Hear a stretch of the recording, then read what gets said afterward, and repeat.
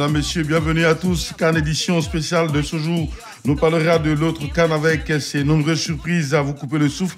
Rachid Sankwasi dans cette édition reviendra aussi sur la mobilisation annoncée par le ministre des Sports Paulin Daho-Claude. Et puis, ce parcours permettra également à la ministre Sanogo de nous inviter aux caisses de Moussa. Aujourd'hui, la pelouse de Japoma est au centre du débat. Bienvenue à tous, vous êtes sur Radio Côte d'Ivoire, numéro 1 sur l'info et les sports. Pour l'instant, direction le Cameroun, mesdames, messieurs, et nous sommes dans l'espace CAN.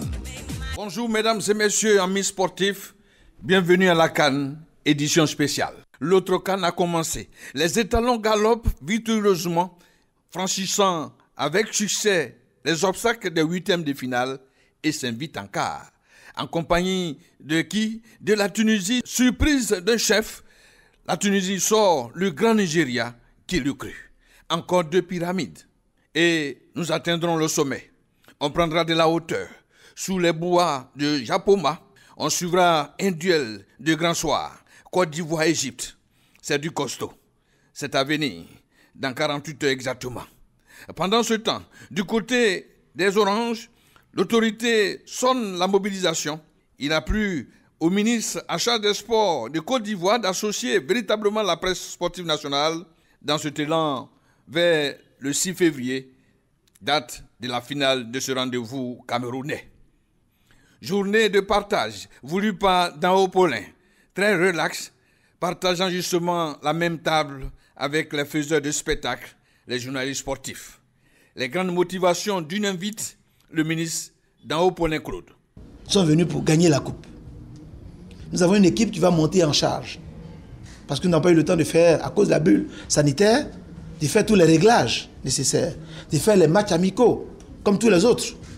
Nous sommes logés à la même enseigne. Mais nous voulons démontrer que nous avons un potentiel. Et ce potentiel commence à se structurer.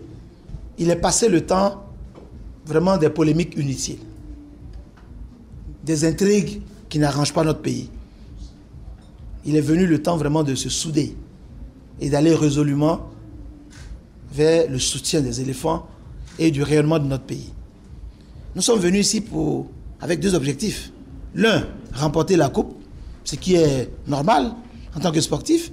Mais nous sommes aussi venus pour retourner en Côte d'Ivoire avec le flambeau de l'organisation de la CAN 2023. Ça, c'est sûr. D'ailleurs, il y a eu le tirage au sort des préliminaires. À partir de février, nous allons accueillir la CAF à Abidjan. En mars, nous allons faire les élections de la FIF pour avoir un président, pour tourner cette page de la normalisation. Et puis, avec le bureau de liaison installé à Abidjan, nous allons respecter le cahier des charges pour que 6 mois avant l'événement lui-même, nous puissions être prêts. Et nous comptons justement sur les journalistes que vous êtes pour relayer la vraie image de la Côte d'Ivoire. On a montré simplement un petit échantillon lors du tirage au sort. Pour montrer Korogo, on a montré San Pedro, on a montré Bouaké, on a montré Yamsoukro, on a montré Abidjan. Mais c'était en 1 minute. Mais la Côte d'Ivoire, c'est un grand pays. C'est le pays leader de notre sous-région. C'est le pays qui a le plus d'infrastructures hospitalières, aéroportuaires. C'est le pays d'Alassane Ouattara. C'est le pays, surtout d'Oufoué-Boigny, qui a donné un socle à notre pays. Et c'est le pays de la vraie fraternité. C'est la terre d'espérance. Et ça, je voulais que vous insistiez là-dessus. Vous allez être au cœur de cet événement, vous les journalistes.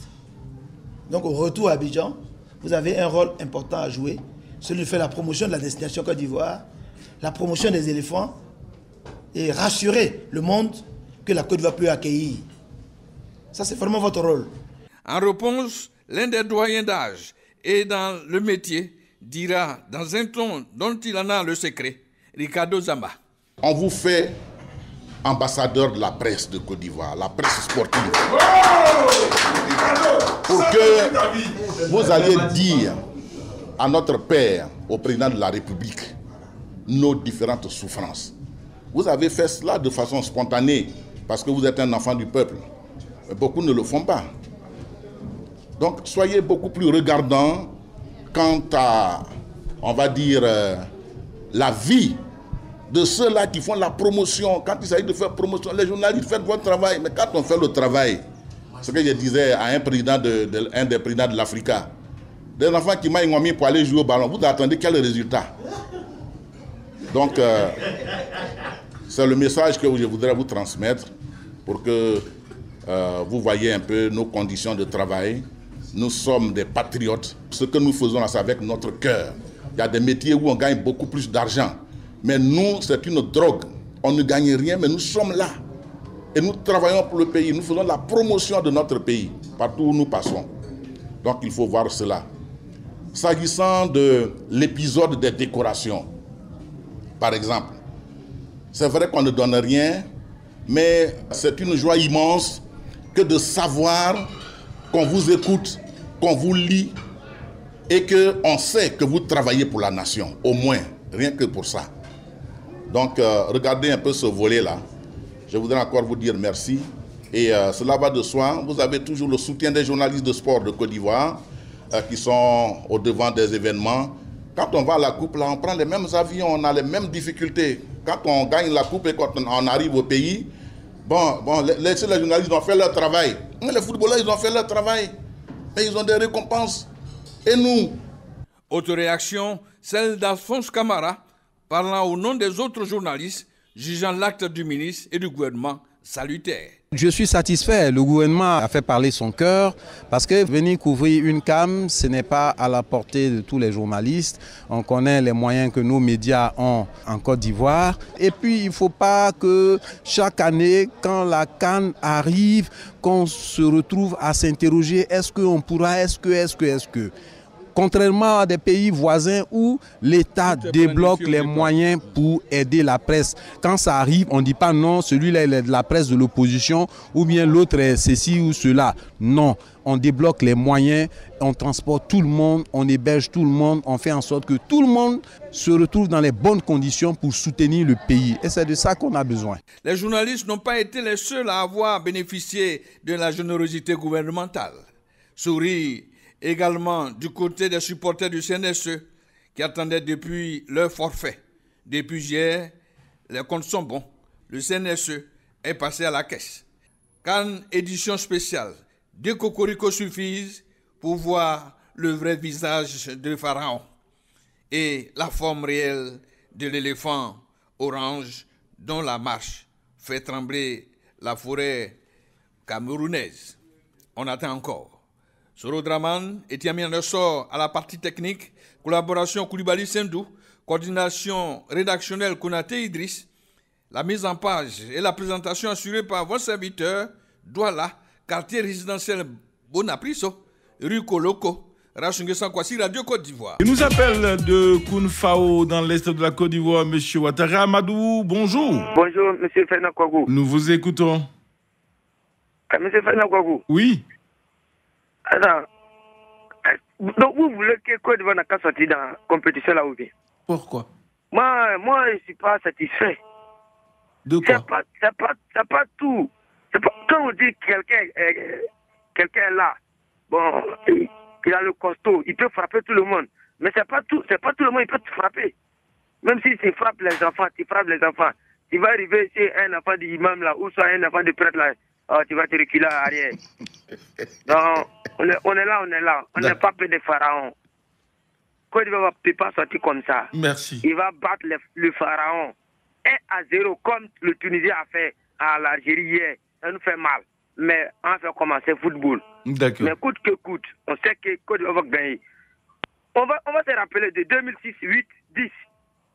Il n'y a pas de problème. Merci. Merci beaucoup. Merci, M. Ouattara Amadou, depuis Kounfao. Pour lui, il n'y a donc pas d'enseignement à tirer. La Côte d'Ivoire devra donc jouer crânement et faire comme la Tunisie l'a fait face au Nigeria pour sortir son adversaire, l'Égypte. Et c'est ainsi qu'il voit les choses. Taï avec Anthony Kona, bonjour. Bonjour mon frère Fernand. Comment vous allez? Je vais très très bien chez vous. Ça va. Nous vous écoutons. D'accord. Que Dieu veille chez vous. Amen. Bon, Fernand. Oui. Ce qu'il faut soulever vraiment, quand on dit un favori, il faut jouer tous tes matchs comme un favori. On a vu un premier mi-temps, un grand Nigeria en train de balader tous ces matchs, mais il n'arrive même pas à scorer. On a vu un Nigeria, à chaque fois quand il joue, il tire de loin, mais cette fois-ci, ils ont joué un match à la fin. Voilà le résultat aujourd'hui. On a vu Tunisie ne monte pas en puissance, mais cette fois-ci, Tunisie nous a fait croire qu'ils ont des morales à monter, malgré des coronavirus qui a pris beaucoup de joueurs, mais nous a montré que vraiment ils sont prêts à aller jusqu'au bout. Vraiment, ils ont mouillé le maillot et l'essentiel est fait. Nigeria, un grand favori. Tout le journaliste a annoncé un grand favori. Ce grand favori là, il s'est éliminé à lui-même. Parce qu'il n'est pas à la hauteur dans ce match-là. Donc, c'est comme une leçon que les Ivoiriens devraient tirer. Malgré qu'on est favori, hein, malgré que vraiment c'est non.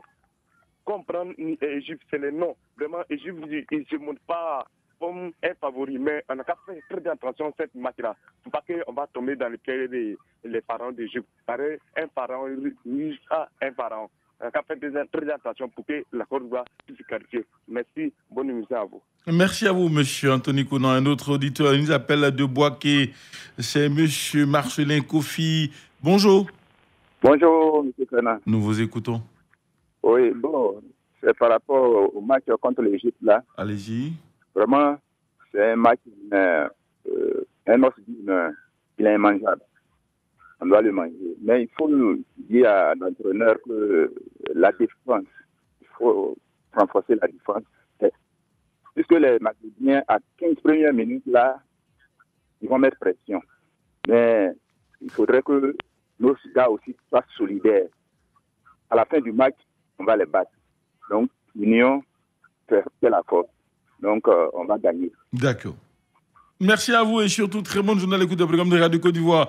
Le temps qu'on retrouve nos consultants, allons lire quelques messages de nos amis internautes. Monsieur Elia Evra Ebois dit ceci, que nos partisans sachent que c'est l'union qui fait la force et donc doivent faire un jeu collectif et surtout solidaire, surtout éviter l'individualisme. Bonne chance donc à ces éléphants de Côte d'Ivoire. Il nous écrit depuis Toliesso. Un autre internaute qui nous écrit, M. Sendou Kone, il nous écrit donc de Mbassou Setabouaké. Pour lui, la leçon qu'il faut donc tirer après donc ce match à Nigeria-Tunisie, c'est qu'il faut oublier le passé et se concentrer sur le présent. Pouvoir donc se vouloir et avec la volonté, le courage, la Côte d'Ivoire peut battre cette équipe de Mohamed Salah. Bonne chance donc aux éléphants, a-t-il dit. Et puis un autre dit ceci. Monsieur Djamala Kwasipol, il a donc toujours de la surprise dans cette CAN depuis donc le début. Ces huitièmes de finale pour lui constituent une autre compétition avec de différentes équipes. Les éléphants doivent donc prendre toujours chaque match, chaque équipe au sérieux. Bonne chance donc aux éléphants de Côte d'Ivoire, écrit donc monsieur Djamala Kwasipol. Allons lire un autre message avant de retrouver. Ils sont là, les gens de consultants. Bonjour, coach Traoré de la Sina. Ouais, bonjour. Comment allez-vous? Très bien, et vous-même? Ouais, on se maintient. D'accord. Dites-nous, quand on sort d'un match comme celui entre la Tunisie et le Nigeria, qui a vu les Aigles de Carthage éliminer donc cette équipe des Super Eagles, quel enseignement doivent tirer les éléphants avant leur confrontation avec l'équipe de l'Égypte? Écoutez, l'enseignement qu'on peut tirer de cette rencontre Nigeria-Tunisie, c'est qu'on peut dominer outrageusement son groupe, comme par exemple la phase de poule. On peut s'affirmer comme l'un des favoris au trophée au soir de la finale. On peut compter en son rang plusieurs individualités de choix, mais trébucher au premier tour, au premier obstacle de la phase d'élimination directe. Cette expérience amère qui a vécu le Nigeria est une leçon ou un message fort qu'elle lance à toutes les équipes qu'on appelle des équipes dites favorites. Donc pour moi, la Côte d'Ivoire ne doit pas être surprise d'une telle réaction. Donc pour nous, il est plus important de toujours rester calme, de rester sobre et d'être fidèle à notre façon de jouer. Comme on l'a joué, comme par exemple contre l'Algérie, se mettre dans la peau d'une équipe anodine, d'une équipe qui se fait respecter et qui, au dernier moment, peut lancer vraiment la surprise. Merci, coach Traoré Lassina. Jean-Philippe Auria, bonjour. Bonjour, Saïna. Les enseignements pour vous, c'est quoi? Concernant l'élimination du Nigeria face à la Tunisie, je pense qu'il y a quand même quelques leçons à tirer de cette élimination. La première des leçons, c'est de faire preuve d'une grande humilité. C'est vrai que dans cette concentration qui attend les éléphants face aux Égyptiens, tout le monde donne favori, mais l'histoire pour les Égyptiens, je pense qu'aujourd'hui, ce qu'on attend d'eux, c'est de pouvoir rééditer les mêmes performances que lors de leur confrontation face à la Sierra Leone et face à l'Algérie. L'Égypte, c'était tout autre niveau, c'était tout autre calibre. On sait que c'est une équipe qui fait preuve d'une assez grande tactique sur l'aire du jeu. Donc, c'est à nos joueurs de ne pas paniquer, de rester sereins et quelquefois le scénario de cette opposition, de se dire qu'à chaque instant, ils auront l'opportunité de faire la différence. D'accord, c'est bien noté. Alors, messieurs, on va donc croiser les doigts et puis surtout attendre mercredi, tout en espérant une victoire des éléphants, n'est-ce pas?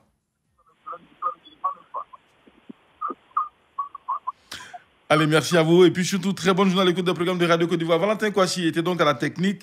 Alain Mouo, Aïssata Koulibaly, Franck Nguessan ont assuré donc la réalisation. Merci à tous. On se retrouve demain sur les antennes de Radio Côte d'Ivoire pour un autre parcours. D'ici là, portez-vous bien. Et puis surtout, bon pied, bon oeil sur le chemin qui mène au travail, notamment à vous, chef Kamagaté, depuis donc la RTI. Allez, merci et bonne journée à tous. Radio Côte d'Ivoire, Abidjan, 88.fm.